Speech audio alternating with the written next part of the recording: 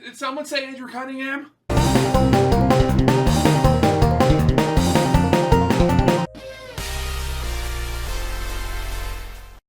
Well, hello YouTube, it's me, Fortmaster, and welcome back to another Andrew Cunningham reaction.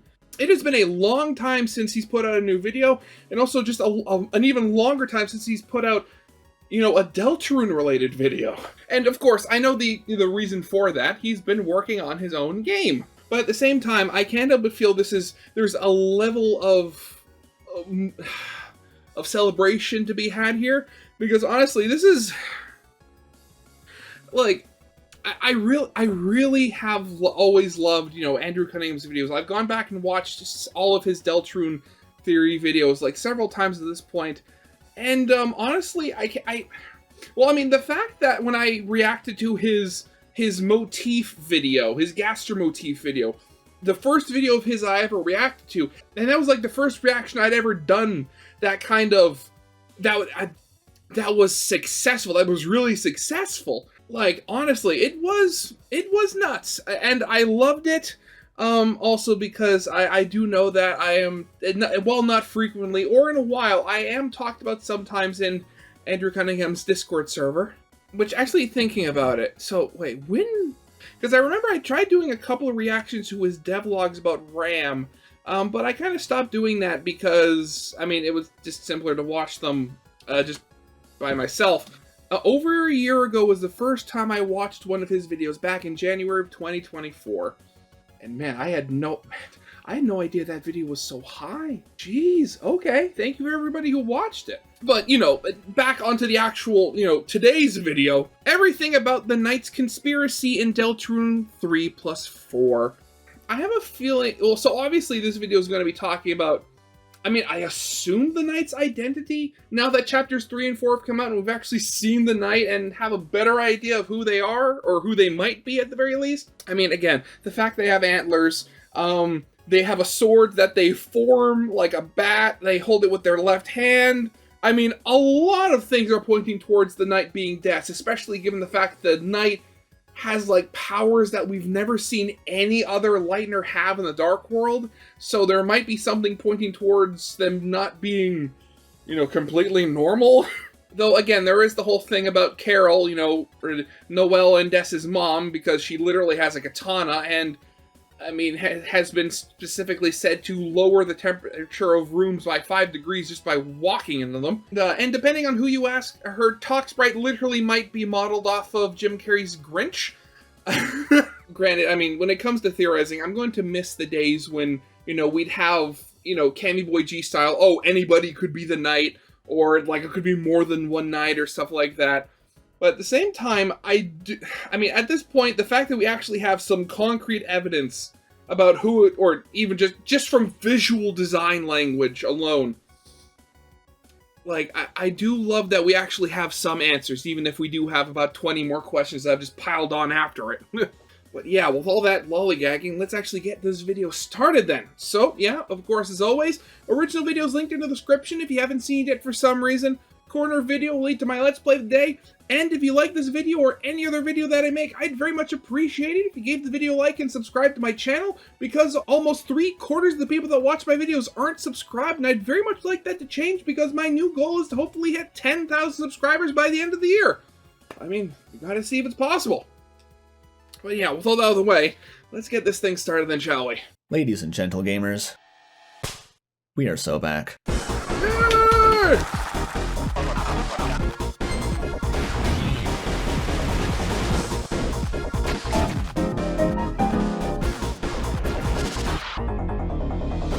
Let's get the ketchup out of the way. New chapters, exquisite. Lore drops, unhinged. Game structure, dynamited. Long-nosed TV man, I laughed. Short-horn goat boy, I cried. Mostly I screamed though. Smells like shrimp emotions and splattered gray matter. Ice me up, boss. Rules card more like fucks hard. Here comes the grub. Asgore is really going to do it this time. With the vinegary dregs of the Chapter 2 theory scene behind us, and great vistas of pristine, untouched lore stretching to the horizon ahead, the first question to answer is where to even start. We have an almost but not quite confirmed ID for the Roaring Knight. We have an ominous unrevealed twist at the end of the prophecy. We have foreshadowing for Chapter 5. We have an emerging dichotomy between the angel and a previously unmentioned tale of hell. We have whisperings of an eldritch encounter in the forest. We have a weird Glorbo who lives in a game within a game within a game facsimile of the shelter. We have baffling parallels between shadow crystals, rainwater, and a fallen star. We have whatever the fuck is going on with the Eggman.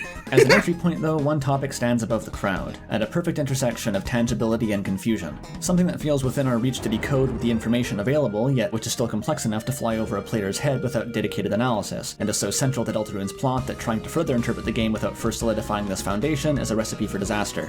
Despite the long-awaited reveal of the Roaring Knight, it was also revealed to not be the game's antagonist. It's just one of them. Welcome, Delta gamers, to my analysis of the Roaring Knight's faction politics. This is a conspiracy theory. Knight's faction, okay.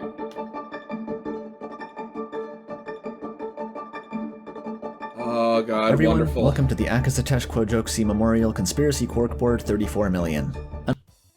Okay, I'm fairly certain that that name is a reference to something, probably something involving anime. I'm just not weeb enough to get it. But also, so, god, okay, I never even thought of that, because, like, so we already kind of knew that, you know, Kris is working with the Knight, and as well as Kris working with Mayor Holiday. Oh. So honestly, okay, so the idea, okay, so maybe Des is the Knight, but that doesn't mean Carol's not involved as well. So, God, an entire faction trying to end the world. Okay, geez, again, something I had never even considered, and we're only, like, barely 2 minutes into the video. Unlike some previous diagrams of mine, there's not actually much to explain here. It's a conspiracy board, and the strings show connections between characters. Not just any connections, though. I tried making that corkboard, but gave up when I started seeing amygdalas outside my window. This bad boy is a bit more focused. Every connection via solid color string represents collusion, characters sharing knowledge, working together, or otherwise being mutually in on something. I've also included a couple striped strings to represent more general connections where it's relevant to the discussion. Now, before we start, I want to get something out of the way. I have very limited time to make this video, and to keep this train on the rails, I need to be able to operate under some ground-level assumptions without spending an hour justifying them. What am I getting at? Okay. Mainly, that I think the Knight is Des. If you've been following the debate around this topic, design. It's not for any reasons you haven't heard already. Antlers, raising of bats, vibes, logistics, and a bunch of other smaller shit. I think Des died is the popular conclusion anyway, and in my mind it's not really even a close race, but I thought it was best to state up front and point out that weirdly not much of my analysis even breaks if Carol's the Knight instead. They're working together anyway, so the outcome is similar. Now, Des is dead. I mean, maybe she is dead. I mean, my whole headcanon was the fact that, you know, she's not dead, but she's, like, out of the game, you know, in the code, as we've seen before, like, with those weird messages. And, I mean, the idea, like, we've seen, like, I pointed out before, like, when the Knight first appears, and it's, like, it's kind of, like, hunched over looking at you, like, I can't tell, like, you see something dripping from its head. Now, I can't tell, because I initially thought it was drooling, but I saw somebody online, they pointed out that could also potentially be tears. So, but the idea either way, that, you know, Des was potentially wherever she was outside the bounds of reality in the game's code, maybe corrupted her to the point that, you know, she's no longer bound by normal world limitations anymore, and that's why her form as the Knight is so alien and symbiote-y. Also, that's another thing. I am very much an Azrael and Des shipper now, and I absolutely love the artwork depicting the Knight form being like the Venom symbiote. Oh, love it. Is it just me, or is this intro... Let's kick things off with a classic. Kris Dreamer. Hey guys, remember Chapter 2? Oh, why did Kris make the snowgrave fountain? Is Kris bad for slashing their mom's tires? What if they actually don't have to be souls? Oh, maybe Kris likes being controlled by the soul because it helps them make friends. How's the view from 2021, Grand Uncle? This kid's an entrepreneur now. They'll throw your ass in the garbage can, then slink off screen to drink chalky milk and teleconference with the O5 Council. They will not be consulting you for timetable conflicts, and they will make random dog noises because they're just that kind of freak. If the Chapter 4 sequence in Noelle's house made one thing shadow crystal clear, it's that not only is Kris their own whole-ass person, they're a person who sees us as nothing more than a particularly unwieldy tool, to be kept in the dark, constrained, and bent to serve their agenda just as much as we bend them to serve ours. It's a truly beautiful, blisteringly toxic relationship that will definitely end in tears. I can't wait. God, I said it, I talked about this in one other video, but I'll say it again here. because it's kind of on topic here, but honestly, if I had the money, I'd want to commission a comic based on that one scene where Kris is kicking the garbage can after you do the weird root stuff in chapter 4. And the basic premise of it, and you can skip forward if you want, but the basic premise of it would basically be that, after, Kris finishes kicking the garbage can, all of a sudden they hear a voice coming out of it, and, from the soul saying, "Oh, geez, I didn't know I hit such a nerve." And basically they see a person climb out of the garbage can, like a full-bodied, full person, probably like red silhouette, us, the player. And the comic would basically just go about, basically like the player, like, telling Kris why they did the weird route and stuff like that. And it would basically boil down to, like, the player, as we didn't initially know that Kris was an actual person when we took control of them. And once we actually learned that, once we actually learned that, we obviously want to say, hey, we want to be your friend. We don't mean to do you any harm.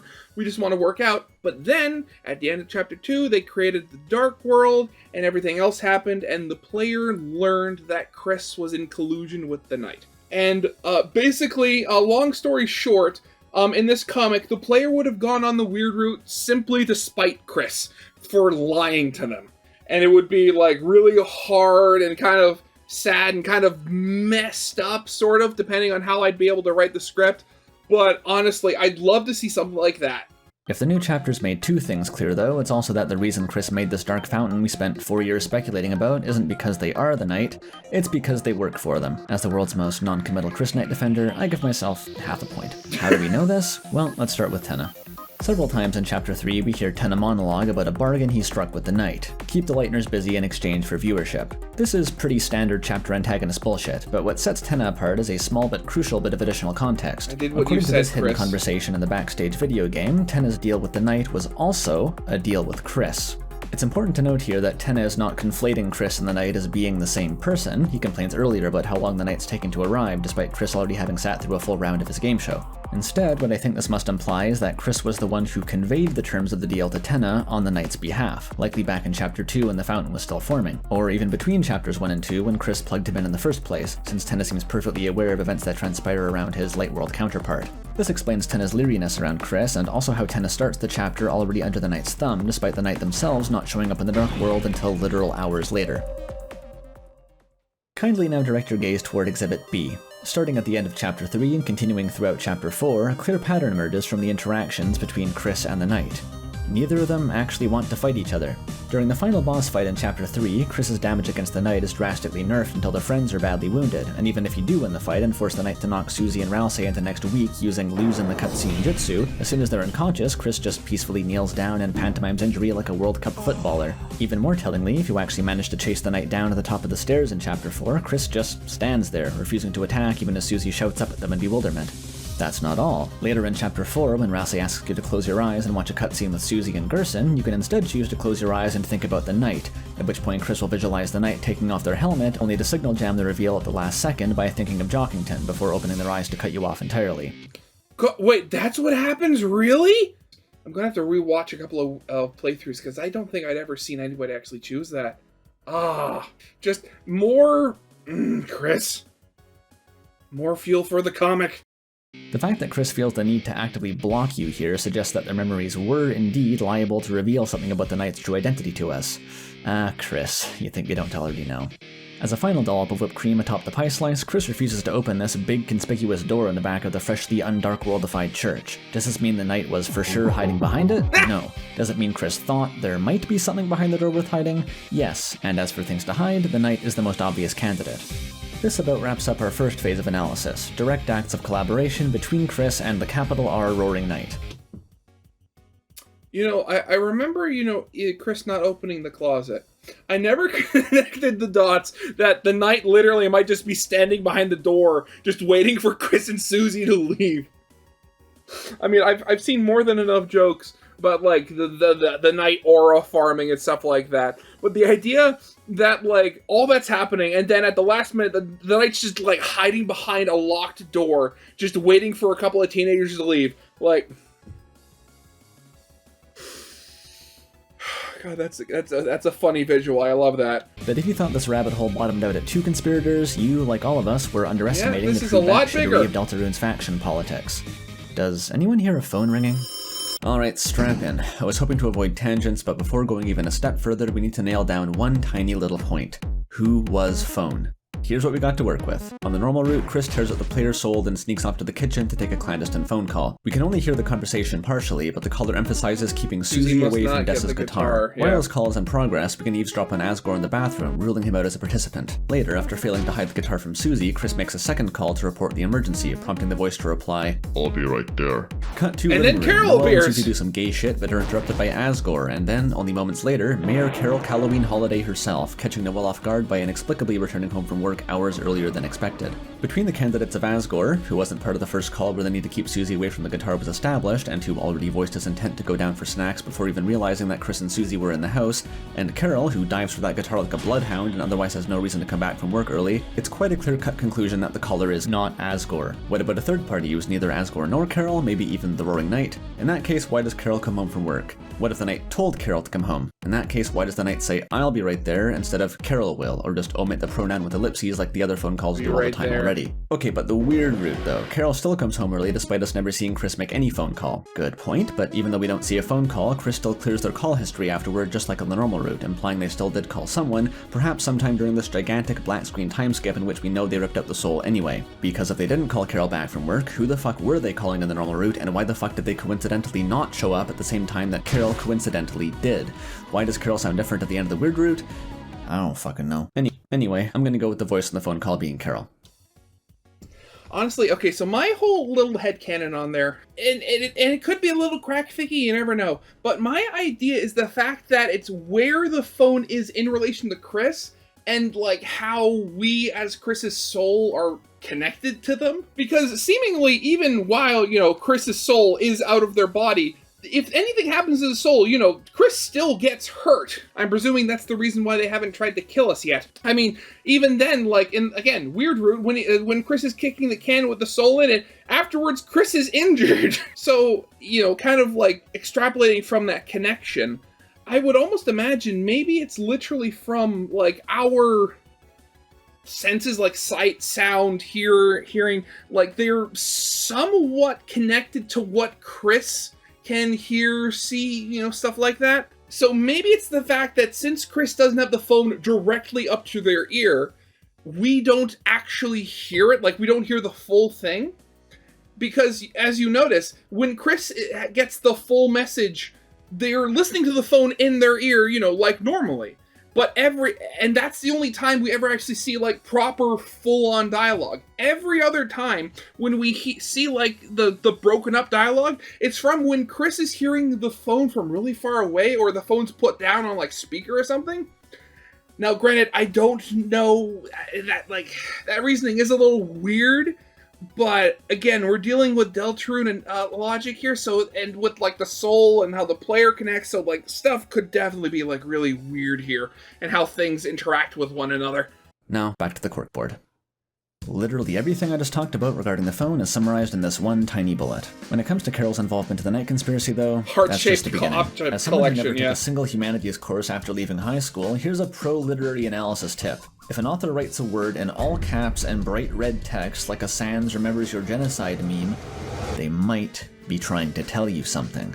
What this tells me is that Carol knows about Kris's soul, and is indirectly addressing us, the players, with her statement here. This lines up both with her comments on the phone, and also her frankly concerning obsession with red heart-shaped objects. Carol welcoming the soul into her home, despite ordering Kris to spend the last half hour beating the shit out of us with a hockey stick, paints an interesting picture of her view of us. Something reverent but possessive, some cuckoo and the golem shit, if you know what I mean.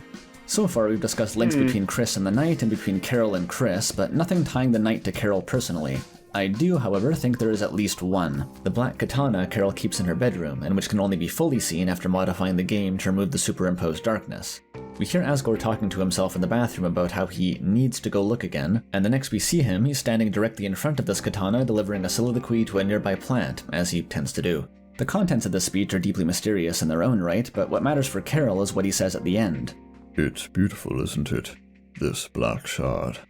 Now, am I crazy to think that after moving to this room specifically to look at something, parking himself directly in front of a conspicuous black katana, and then marveling aloud at the beauty of an otherwise unspecified black shard, that the katana itself is the black shard to which Asgore is referring? Our only knowledge of black shards comes from the one that Susie can break off of the knight's knife in Chapter 3, which is described as dagger-like and can be wielded by Kris as a sword. It was literally a piece of the greater thing. Oh, okay. Yeah, okay, I can definitely see that. Interesting.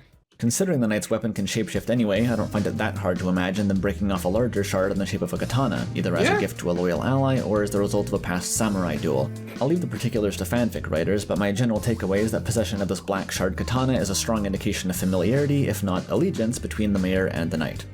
Like, can you imagine, next chapter, if it does appear in next chapter, Kris takes we take the shard, and then in the light world, instead of a knife, Kris just has the katana sticking out of the back of their shirt because they have no pockets big enough to hold it. Speaking of Asgore, though, I think it's time we address him directly. The extent of Asgore's involvement in the conspiracy is, in my opinion, one of the most difficult parts of Chapter 4 to unpack. The conspiracy corkboard in his basement and the remarks of the townsfolk imply that the collapse of his life was tied to a case he failed to crack as police chief, but was unable to move on from, descending into conspiratorial obsession and alienating his friends and family.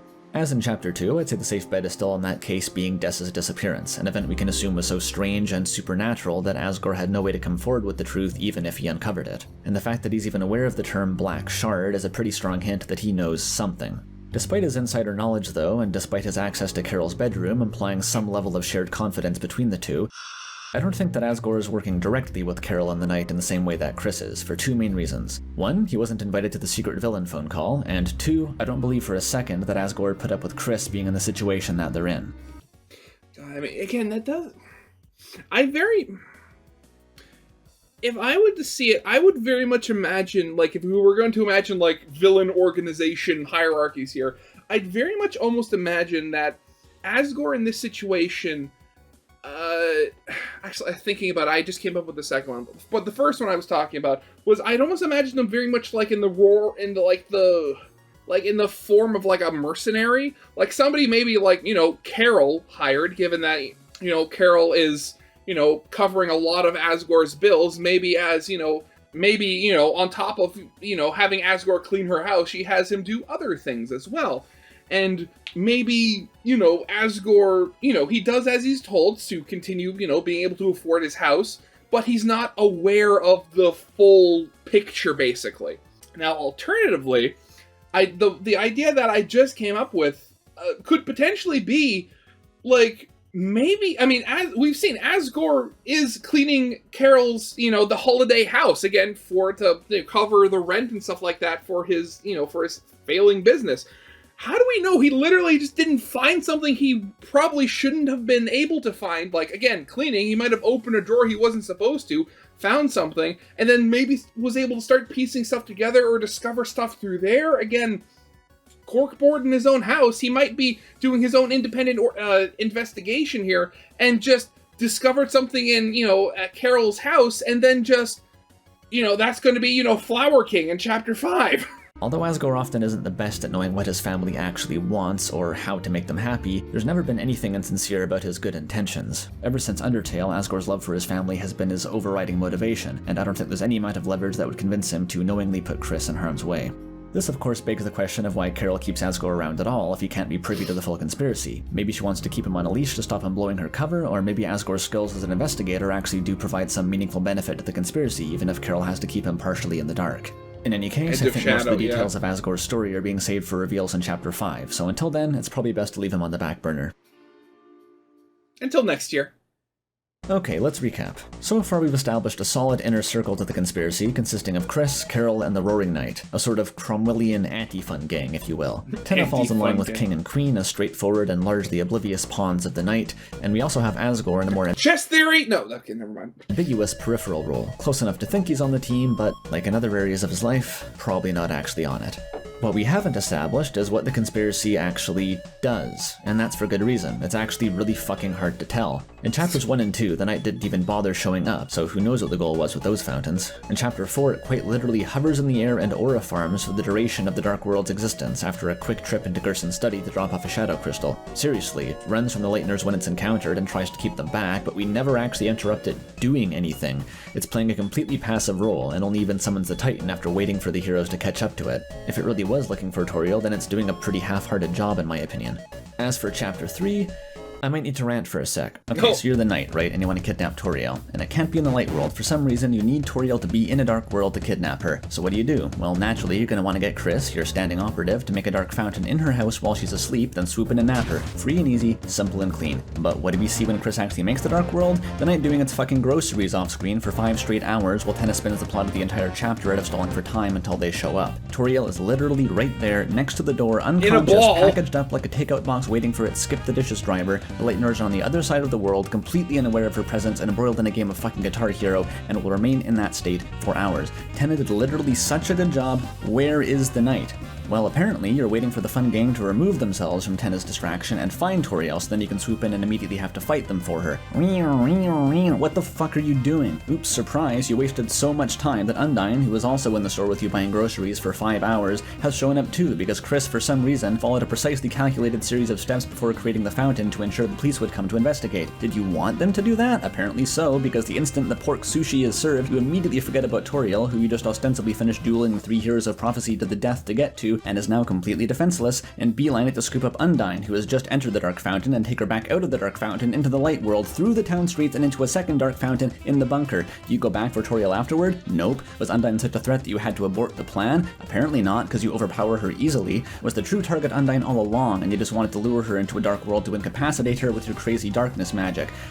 That actually makes a lot more sense. Undyne's supposed to be really strong in the light world, and maybe you're not. It also partially explains the gigantic delay before you arrive. It just leaves one tiny little question then of why, once Undyne was in the dark world at your mercy, you didn't actually bother doing the incapacitating part. She was alive and kicking right up until you flew her out of the fountain. God, again, so many questions. Like the phone call said something about a sacrifice. So, like, again, I'm pretty certain all of us know that we don't know the full picture of the prophecy. Like, we're missing pieces, or maybe, as, Gerson said, the prophecy has been passed down for literal generations before it was possibly written down, and who knows what pieces have been lost. We don't know if, the sections of the prophecy we see in the Dark World, if they're, like, the true prophecy, or if they're just the parts of the prophecy that have still, like, survived, because, again, like, Lord of the Hammer was based on the prophecy as well. So, like, if there are parts of the prophecy, because, again, Rousey doesn't tell us things, and so if there's, like, some sort of, like, part of the prophecy that mentions, like, sacrifices need to be made, like, people need to be sacrificed for something, like, and if those parts are just lost to the sands of time for the general public, so we, as, like, playing as, essentially modern day people, have literally no way of getting to them? Like, what is happening? Like, if, like, again, because again, we see on the bunker door, there's the whole thing with, like, the 3 different fields, like the one with the police badge, one with the Deltarune, and then one with the tree, presumably for the holidays. And you would imagine, that, like, Undyne, being the police chief, would already be privy to that information, or, at least know something at the very least. So, but just... So why kidnap her? And then just... And what if it's not just Undyne? Because, like, in the video I just reacted to before this one, they were somebody suggested that maybe the reason why we didn't actually get to meet Papyrus, at the day after Sen said, oh, we're going to meet my little brother and that sort of stuff, was like, maybe he was already kidnapped by the knight. But then again, like, we don't know if, Papyrus was in a dark world, so do they need to be in a dark world to be kidnapped, or... God, again, like, chapters 3 and 4, they answered so many questions, but they gave us just a truckload more of them that just make things so much harder. If the big issue was that she's stronger than you in the light world, then what do you think's gonna happen once you pop out of Toriel's house and commence dragging the angry and presumably strapped police chief across town to the bunker?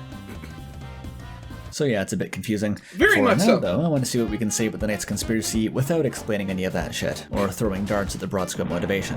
And the only starting point for that is the shelter.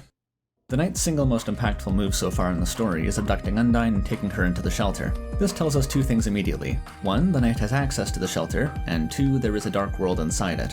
Immediately following this, we get a mysterious cutscene of Kris lingering outside the entrance, and then the door cracking open for them, seemingly from the inside.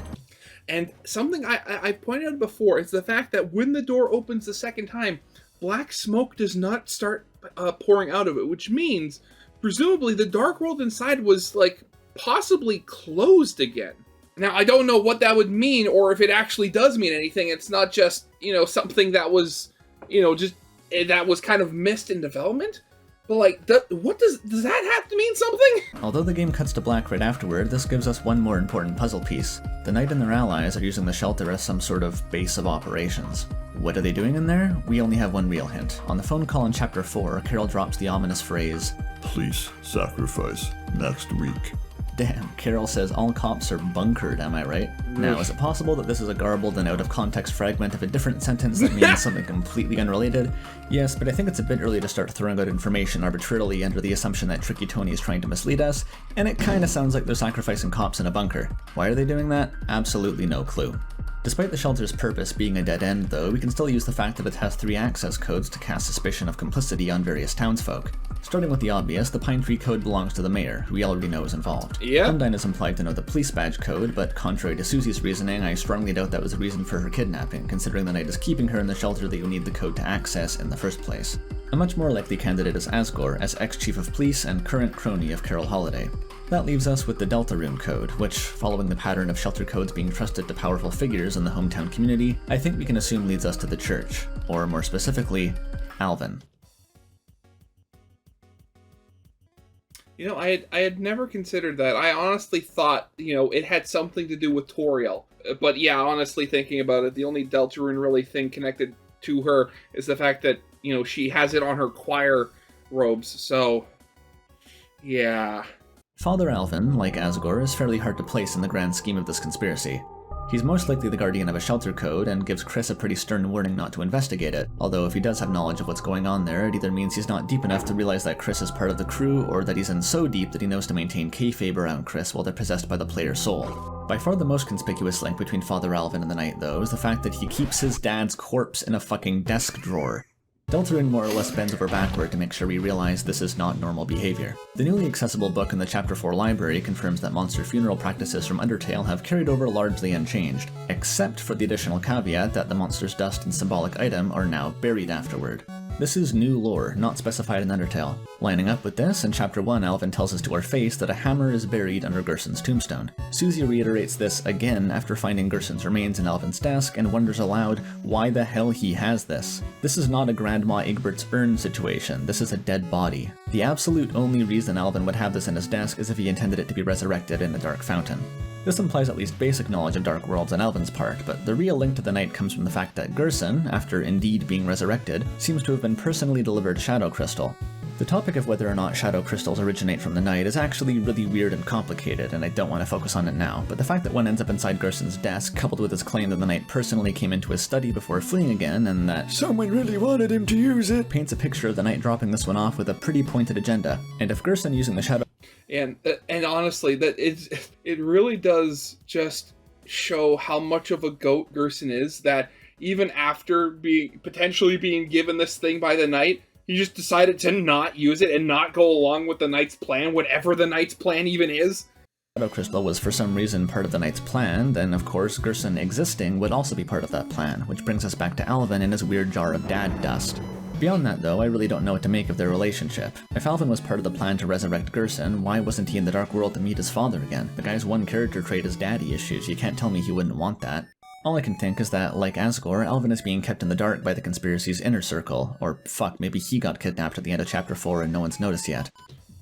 I mean, it makes sense. We don't know where Alvin lives. It might be one of those churches where, he lives in the church. And add another name to the list. One related point that I'm tacking onto the script now that I've thought of it is that another major emphasis of the Holiday Residence phone call was the importance of Kris bringing the player's soul into the church Dark World. The soul seems pretty important for a lot of reasons, so why specifically nag about it here? Well, maybe it's something to do with the apocalyptic avatar of darkness the knight was planning on summoning, Titan, which could yeah. only be defeated by the soul's fountain sealing light. To be clear, I still have no fucking idea why the knight wanted to make the Titan in the first place if its only purpose was to be immediately vanquished by the heroes, but considering the alternative is implied to be the end of the world, which the knight could have achieved hundreds of times over by now if it actually wanted, I think we have to assume that staging the Titan's defeat was indeed the plan. And, wrapping back around, if the knight needed to make sure the Titan was a surmountable obstacle for Kris in the game, what was the one other factor they needed to win the fight? Gerson. Yep, Gerson again. To be honest, this is starting to edge into Palpatine meets Homestuck levels of Machiavellian future sight scheming that I'm not totally on board with, but if we're looking for motives that would tie resurrecting Gerson into the knight's plan, I can't deny this is a factor.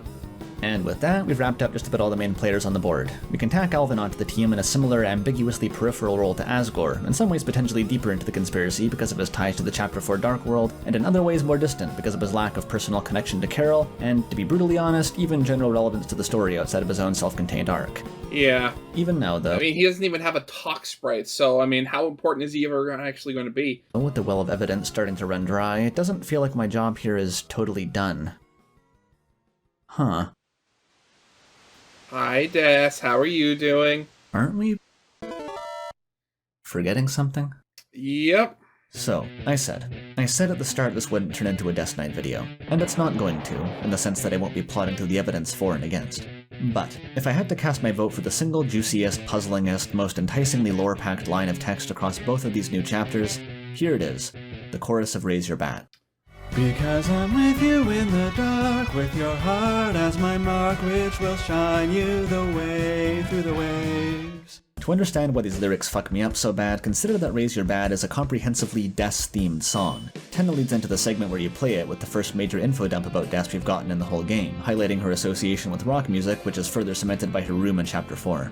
The title and lyrics also center around baseball bat imagery, which, from Noelle's anecdotes and the contents of the holiday residence, is a symbol exclusively associated with Des. I don't want to say this is literally a song that Des wrote before going missing, considering the density of prescient metaphysical innuendo in the lyrics, but regardless of its origin, it's clearly sung from her perspective.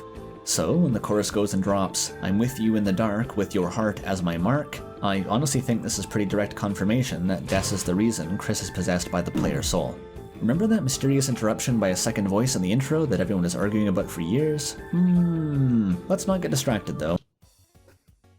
The fact it could be Des or the knight, the fact it could be Des potentially doing something for whatever the prophecy is, or maybe just to mess up the prophecy, because again, it's been pointed out that the fact that most likely Susie isn't the girl from the prophecy. It was most likely supposed to be Noelle. And on top of that, the prophecy is about, it refers to the human as a vessel, not as a person made with human parts. What do we do in the beginning? We make a goner that looks human.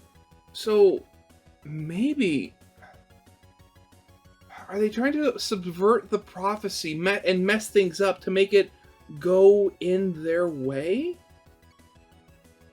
Because honestly, thinking about it, like, we already know, again, Susie was so excited about being in the prophecy, about, like, knowing she was somebody and stuff like that. Can you imagine it being revealed later on that, again, she's not the girl in the prophecy? Can you imagine how that's going to hurt her and mess her up? That, no, she isn't somebody important. She is a nobody. All for somebody else's plan. Oh, that's going to be horrible. I don't think we have the tools to unpack the specifics of the how and why yet. The real intrigue of this line... Okay, who made that picture of Gaster? And why does he have such a strong jawline? line to me is that it ties Des to the heart of the Knight conspiracy, and by extension the main plot of Deltarune itself, completely independently of any other evidence for Des actually being the Knight. And once again, I do think she is the Knight, but even if she somehow isn't, and none of the Roaring Knight's actions can be tied directly back... I've seen that picture. I absolutely love the fact that the possibility of the Knight being Carol, Papyrus, and Alvin in a trench coat. I just love it. To her, this thread doesn't break. She's still with us in the dark. Our heart is still her mark. And recall from earlier that this particular heart is a pretty big deal to the conspiracy's scheme, whatever the fuck that actually is, considering Kris at minimum needs it to seal fountains and fight titans. That's also the whole reason Kris even counts as a hero of prophecy in the first place. Without Des's influence, whatever the conspiracy's planning doesn't even make it off the runway. You know, I just thought of something here. The question is, I talked about earlier about the whole idea that, you know, maybe Des, you know, being lost or killed or whatever is the reason why her Dark World form, the Night, is like so different from other Lighteners in the Dark World. But I just thought of something.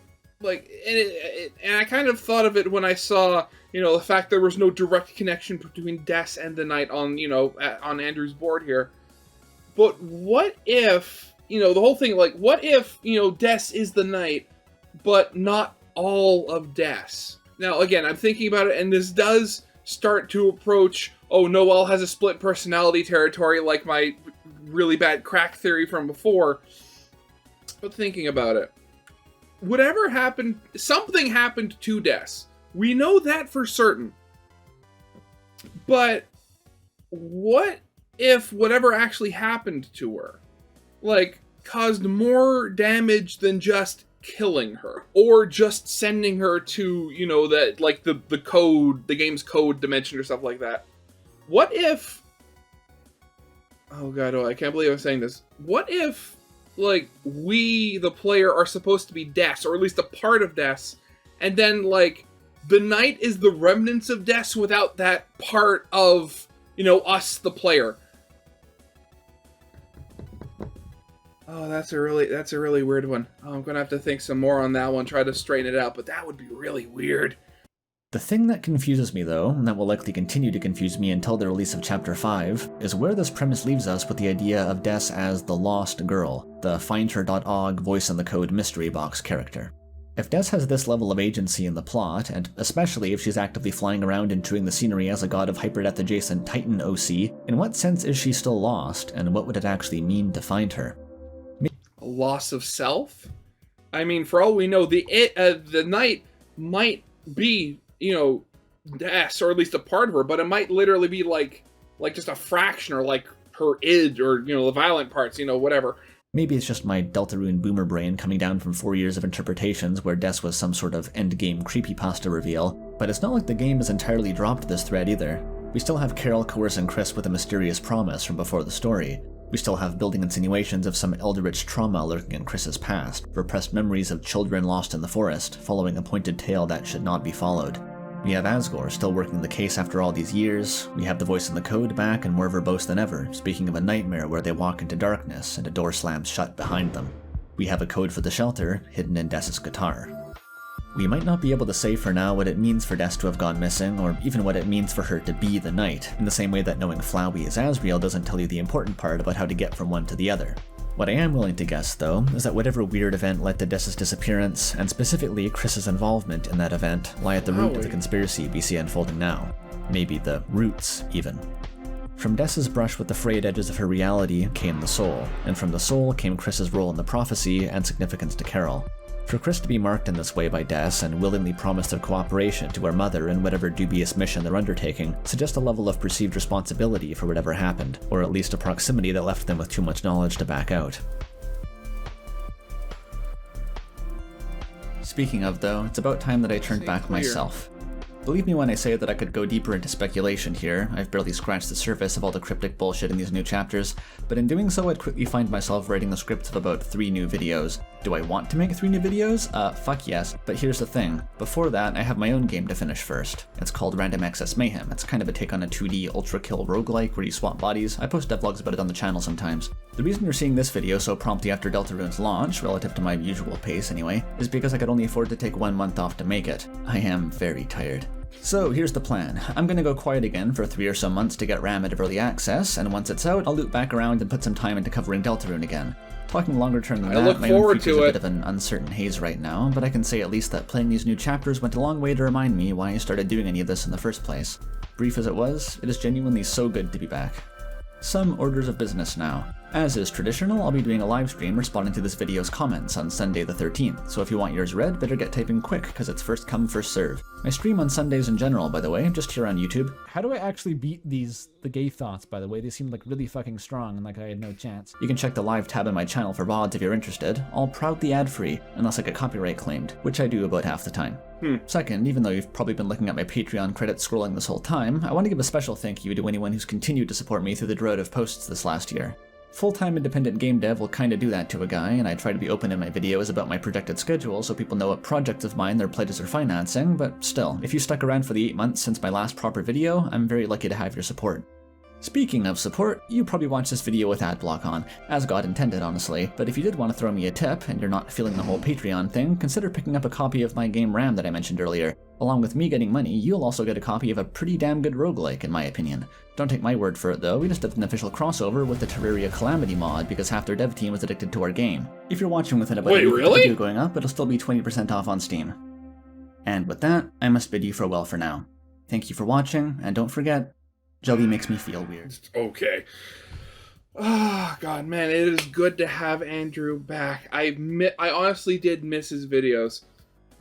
But again, so going back to my whole little thought there, the fact, you know, the idea that potentially, you know, Des both is and isn't the knight. And the thing about Flowey he mentioned. Again, I don't know. I might make another video about it. Who knows? Like with my last, you know, 6 theory videos I made a while ago before chapters 3 and 4 came out. But honestly, that is a really interesting idea. I definitely want to try to figure that out. Okay. But yeah, definitely a good video. And again, a lot of things, a lot of little things, again, like so often when it comes to, like, not just Deltarune, really anything, like, I so often get, like, the broad strokes of, like, plot and secrets and stuff like that, but I always end up missing little things. And there were so many little things in this that I did not see the first time. God. Honestly, just, yeah, I cannot wait for more to show up. But yeah, that's definitely going to be it for now. So yeah, I hope you guys liked. If you did, leave a like, subscribe if you have not, and I'll see you guys next time. Goodbye.